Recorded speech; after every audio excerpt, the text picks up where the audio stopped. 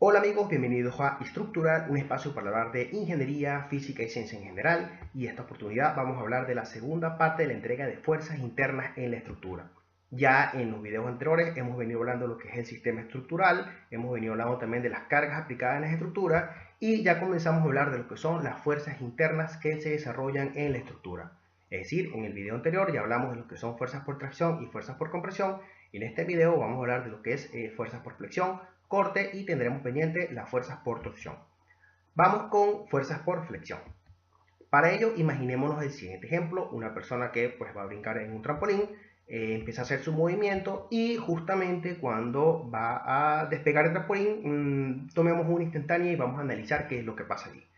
En ese preciso instante, la persona genera una fuerza en el extremo del trampolín o de esta pieza, la cual pues viene dada por el peso y también por un efecto amplificador producto del impulso que él toma para generar el movimiento. Pero para efectos de simplificación, pues vamos a considerar que el peso es el que está actuando solamente en este caso, y este esfuerzo multiplicado por la distancia o la longitud propia del trampolín genera una fuerza interna en el trampolín o en una viga en voladizo en este caso, que la conocemos como momento flector o simplemente momento. Esta fuerza genera en el extremo de la viga, el extremo de la estructura, una deformación vertical, pero también a lo largo del elemento genera una deformación angular. Esta deformación vertical genera deformaciones tipo flecha, mientras que las deformaciones angulares genera efectos conocidos como rotaciones y curvaturas en el elemento. Ya hemos venido hablando de que entonces el momento es producto del peso o de la fuerza aplicada en el extremo producto por la distancia.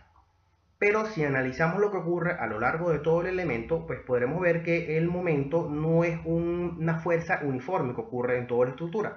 Es decir, su valor va variando a lo largo de la estructura. A medida que la distancia que vamos a medir desde la carga aplicada, es decir, donde se aplica el peso, hacia el extremo, hacia el apoyo, a medida que esa distancia D que tenemos en el gráfico va aumentando, pues vamos teniendo mayores valores de momento. Y entonces, pues aquí podemos ver que el momento es una fuerza que va variando a lo largo de la longitud del elemento.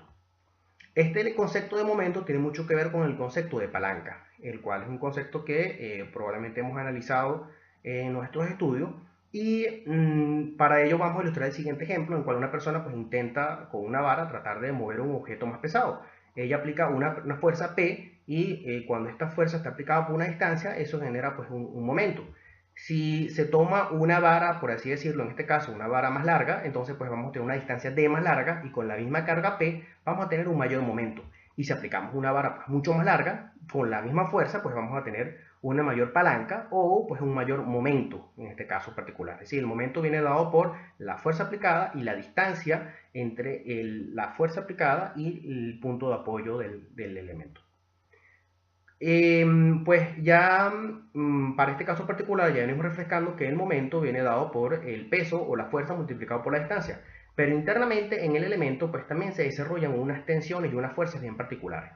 Para este caso la viga en voladizo, en este caso del trampolín que viene simulando lo que es una viga en volado, tendremos que en la fibra superior de este elemento particular ella tiende a traccionarse, es decir, tiende a estirarse, mientras que en la fibra interior ella tiende a comprimirse y tiende a generar una fuerza de compresión.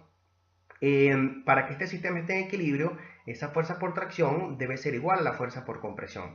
Y el momento que está aplicando internamente, pues viene dado por una de estas fuerzas, bien sea la fuerza de tracción o compresión, multiplicado por un brazo, que es, digamos, la distancia que hay entre donde está aplicada la fuerza de tracción o compresión, según sea el caso. Si tenemos un caso de una viga con una carga distribuida, por ejemplo, como lo tenemos en este gráfico, podemos apreciar que también ocurren y también se desarrollan momentos flectores dentro de la viga. Y ese momento flector viene dado por la resultante de la carga distribuida multiplicado por una de estas distancias D, que viene siendo la distancia que hay entre la resultante de la carga distribuida y uno de sus apoyos. Ahora, si analizamos internamente lo que ocurre, pues también podremos ver que se desarrollan unas fuerzas de compresión y una fuerza de tracción. Y por supuesto, estas fuerzas de tracción y compresión vienen asociadas a unas tensiones de tracción y compresión también. Con la diferencia de que en el caso de la viga en voladizo, o el caso anterior, la fibra de tracción era la fibra superior y la fibra de compresión era la inferior, y en este caso, que es la viga simplemente apoyada en el centro de la viga, pues tendremos que el elemento que se comprime, o las fibras que se comprimen, la fibra superior, mientras que las fibras que se traccionan son las fibras inferiores. Si hacemos una revisión de lo que ocurre a lo largo de toda la viga, en este caso particular de la viga con una carga distribuida, tendremos que los mayores momentos son los momentos que tendremos en el centro de la viga, y a medida que vamos llegando a los apoyos, vamos a tener valores de momento menores. Es decir, en este caso también la fuerza de momento no es una fuerza uniforme a lo largo de todo el elemento, sino que es una fuerza que va variando con su longitud. De tal manera que de forma muy genérica podemos mencionar que el momento flector es una fuerza que básicamente se representa como la carga aplicada multiplicado por una distancia.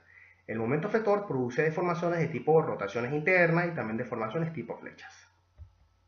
El momento flector se mide en unidades de fuerza por longitud, por ejemplo, newton por metro, libra por pie, kilogramos fuerza por metro y así sucesivamente.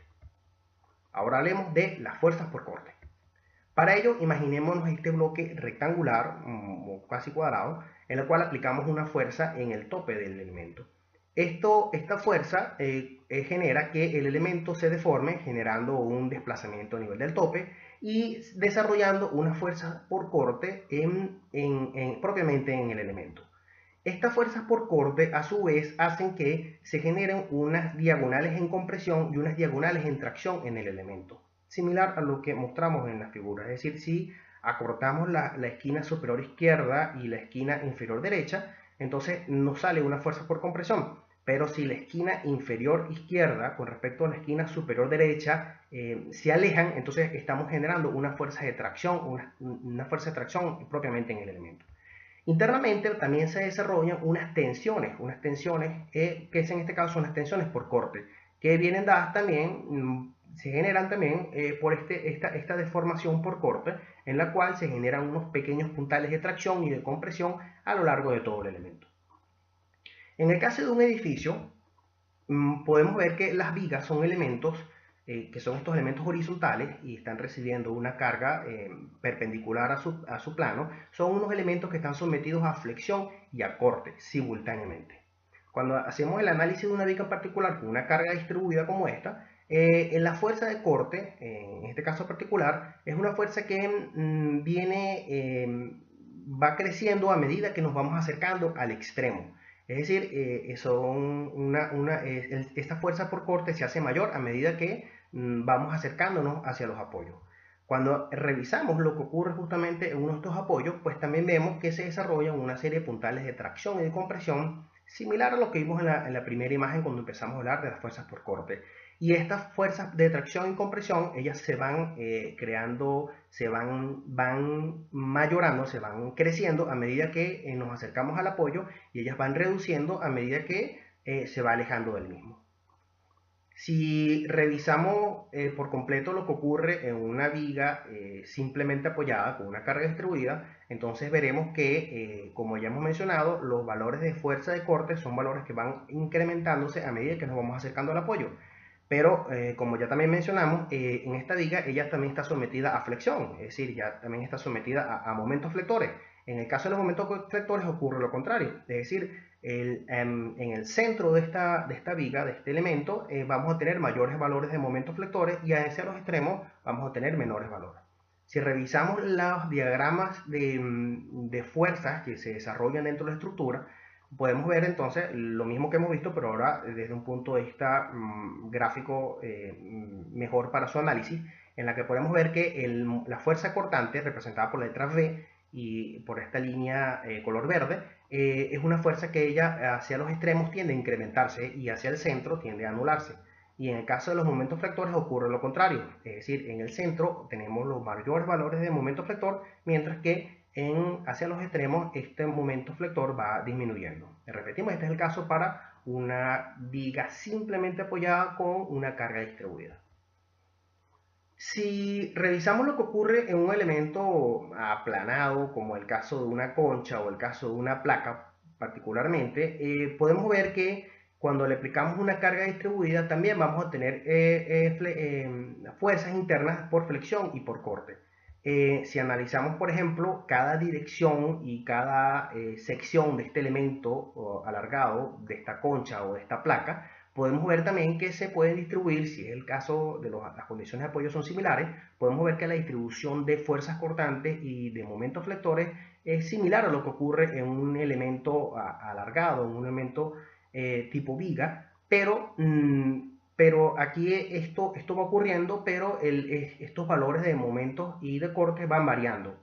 Pero lo que queremos expresar en este caso particular es que las fuerzas de corte y las fuerzas de momento no son exclusivas de un elemento unidimensional o un elemento alargado como el de una viga. Estas fuerzas también pueden desarrollarse en elementos tipo conchas, tipo placas, en las cuales son elementos que pueden ser representados, por ejemplo, por una losa de techo o una losa de entrepiso. Bien, la fuerza de corte es una fuerza que es proporcional a la carga o a la fuerza impuesta, hacia la carga aplicada. La fuerza por corte se mide en unidades de fuerza, por ejemplo, en newton, en libras, en kilogramos fuerza. Bien, hasta aquí entonces ya hemos hablado de lo que son las fuerzas por tracción, las fuerzas por compresión, las fuerzas por flexión, fuerzas por corte, y para el próximo video tendremos pendiente entonces hablar de las fuerzas por torsión. Bueno, esperemos que les haya gustado y dejen sus comentarios al final de la página. Gracias.